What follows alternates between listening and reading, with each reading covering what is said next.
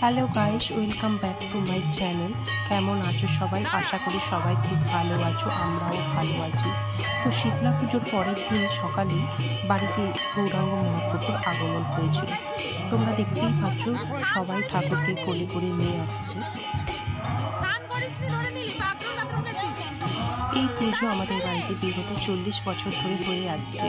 এটি আমাদের বাৎসরিক অনুষ্ঠান।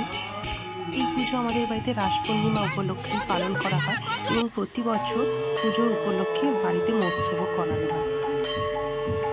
প্রতি বছর মহোৎসব দুপুরেই হয়, কিন্তু এই বছর মহোৎসব রাত্রে রাখা হয়েছে। আমার এই ভিডিও তোমরা কন্টিনিউ দেখতে থাকো, তাহলেই বুঝতে পারবে। এই দিন দুপুরে আমি যে লুক দিয়েছিলাম, যে শাড়ি পরেছিলাম, এই ছিল আমার লুক। কেমন লাগলো আমাকে তোমরা আমাকে কমেন্ট করে জানাবে। ঠাকুরকে আরতি করা হয়েছিল এবং ঠাকুরকে ভোগ নিবেদন করা হয়েছিল। তো ঠাকুরের যে যে ভোগগুলো দেওয়া হয়েছিল তাও তোমাদেরকে দেখাবো, চলো দেখানো যাক।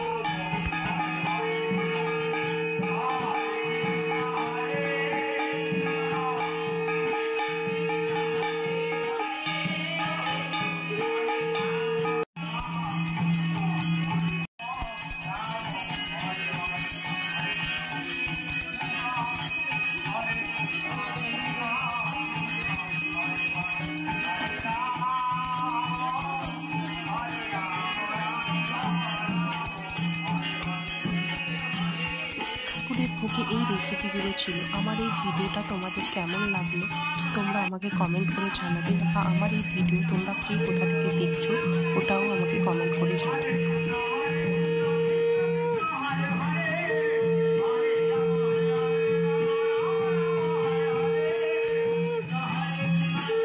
সঙ্গে সঙ্গে উপাসেও নাম কীর্তন চলছিল, যা আমি দেখাতে পারিনি। তো এই ছিল রাতের অনুষ্ঠান। রাতে যেহেতু মহোৎসব, তো ওই জন্য এখানে ভিড়ও লেগে গেছে। আর ওপাশে চলছিল নৌকা বিলাস। আমি যেহেতু খুব ভিড় ছিল তাই আমি যেতে পারিনি, তাই আমি তোমাদেরকে একবার দেখিয়ে নেব যে কীভাবে ভিড় হয়েছিল।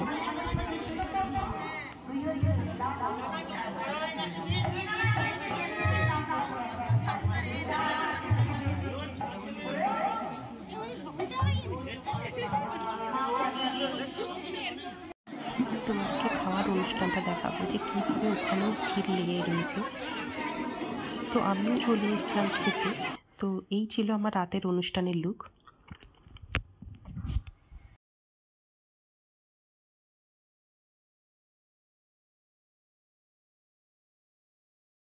মহোৎসবের রান্নাতে যে যে রান্নাগুলো ছিল সেগুলো আমি তোমাদেরকে আজকে দেখাবো।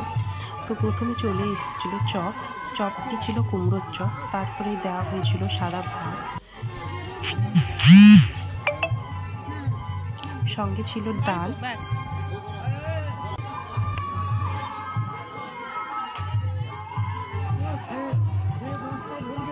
তারপরে পড়ে গেছিল কুমড়োর ঘন্ট, তারপরে পড়েছিল বাঁধাকপির তরকারি, তারপরে এসেছিল পনির, আলু, মটরশুঁটি দিয়ে তরকারি।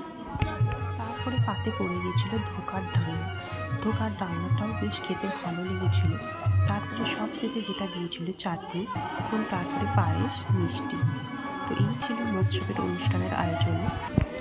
তারপরেও খেতে খেতে দেখি ভীষণ ভিড় লেগে গেছে। ওখানে গেটের কাছে একজন দাঁড়িয়ে ছিল, যেহেতু সবাইকে আটকানো যায়। অনুষ্ঠানে যে নৌকাবিলাস চলছিল তারই শেষ পর্যায়ে চলছিল এখানে।